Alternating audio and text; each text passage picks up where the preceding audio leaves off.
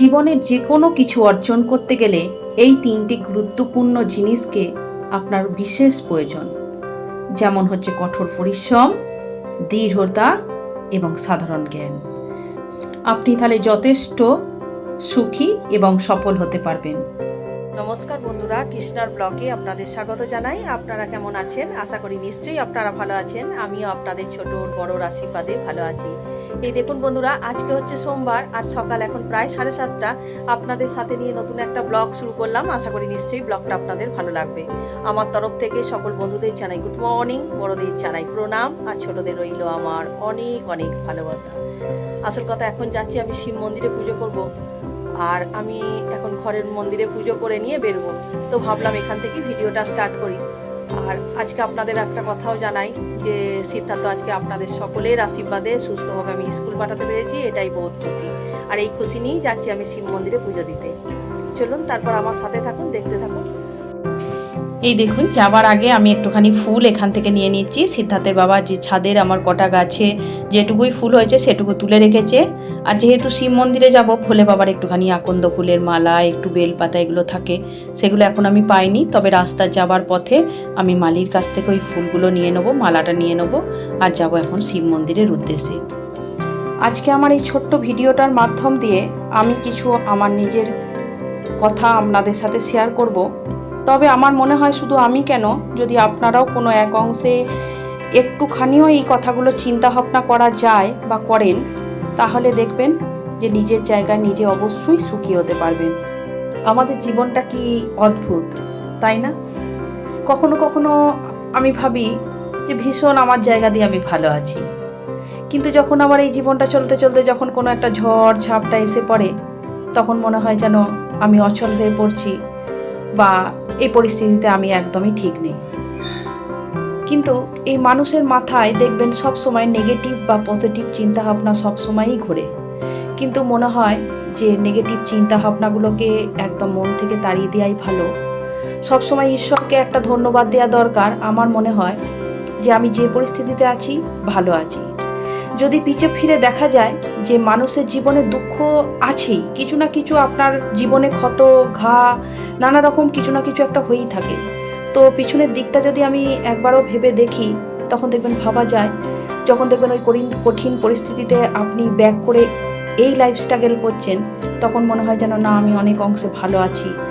ওইটা যখন আমি জিতে এসেছি, তখন দেখবেন যে ওই পরিস্থিতিটা বা কাটিয়ে এসেছি, তখন দেখবেন অটোমেটিক্যালি আপনাকে মনে হবে যেন আমি খুশি, আবার একটা নতুন করে সংসার তৈরি করার দেখবেন মন মানসিকতা ফিরে আসবে। আর এর সাথে মনে হবে এই যে কথাগুলো আমি আপনাদের বলছি, এটা সিদ্ধার্থের বাবাই আমাকে সবসময় শেখাতো যে কৃষ্ণা, সবসময় এরকম বলো না, যে তুমি নিজের পরিস্থিতিতে একবার চেয়ে দেখো, যে তোমার থেকে নিচু মানুষগুলোকে একবার তাকিয়ে দেখো যে তারা কি পরিস্থিতিতে আছে, তাহলে দেখবে তুমি অনেক ভালো আছো।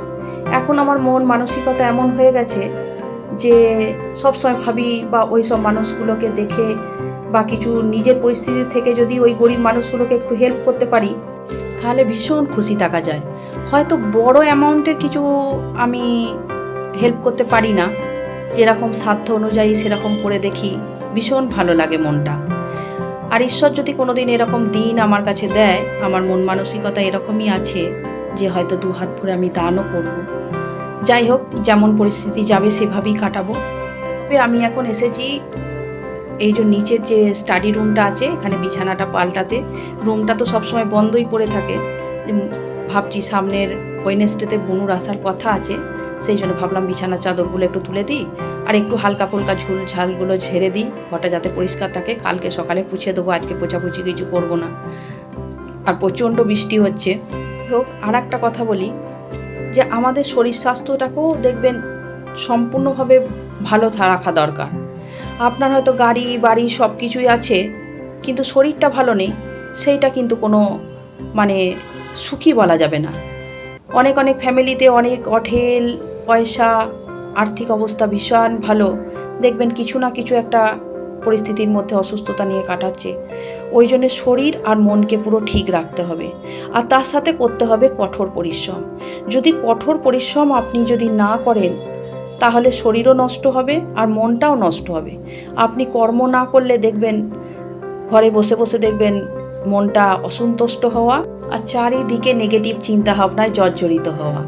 আর একটা জিনিস আপনাদের মনে রাখতে হবে, কাউকে দেখে না জ্বলা বা কারোর কথায় কান না দেয়া। কেউ হয়তো আপনাকে বলছে যে আমার জন্মদিনে আমার হাজব্যান্ড আমাকে একটা সোনার চেন গিফট দিল, বা কেউ হয়তো আপনাকে বলছে যে আমাকে একটা বড় বাড়ি বানিয়ে দিল, সেই পরিস্থিতিতে আপনার নেই।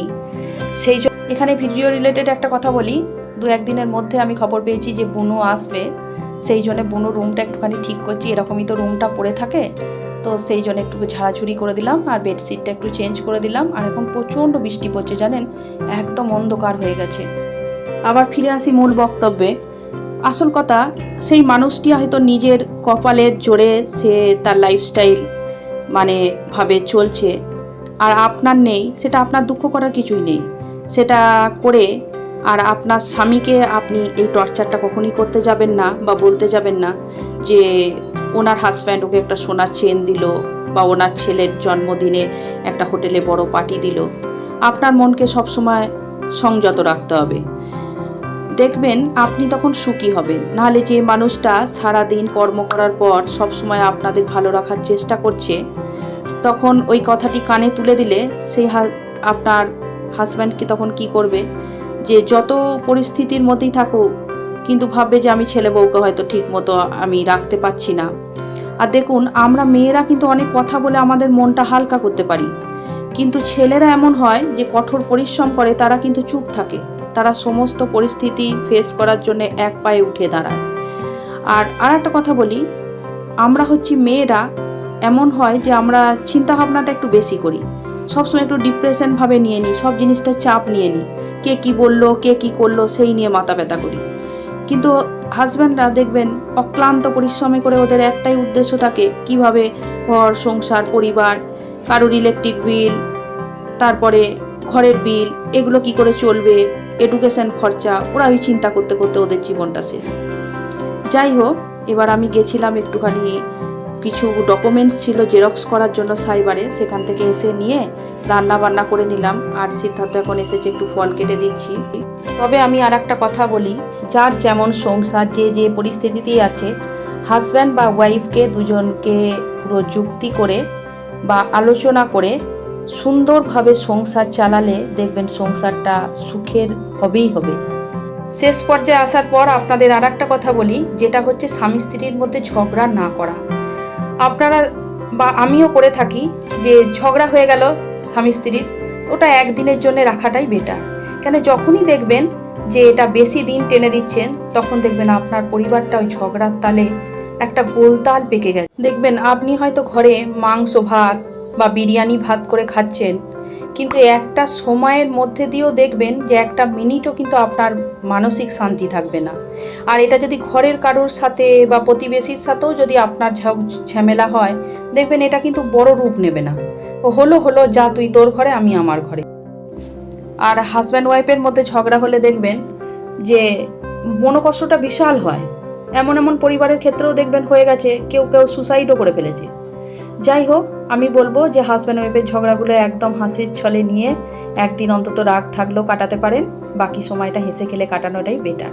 যাই হোক, আমি এই পর্যায়ে এসে একটুখানি সিদ্ধার্থকে জুস দিয়েছিলাম, সেটাই এখন সিদ্ধার্থ খাচ্ছে। যাই হোক, তারপরে আর কোনো ভিডিও করতে পারিনি। তো সিদ্ধার্থ আজকে পড়তেও গেছিলো, পরে টরে এসে একটুখানি ওর খেতে ইচ্ছা গেল, সেই জন্য একটুখানি চিড়ে মেখে দিলাম, ওটাই ও খাবে। তবে সিদ্ধার্থ যতটুকু খাবে, বাকিটি এখন আমি খাবো, সেই জন্যই তরিবোধটা বেশি করে করছি। যাই হোক, এই চিড়ে মাখা খেতে খেতে আপনাদের কাছ থেকে বিদায় নিচ্ছি। আপনারা ভালো থাকবেন, সুস্থ থাকবেন, শীঘ্রই দেখা হবে পরের একটা ব্লগে।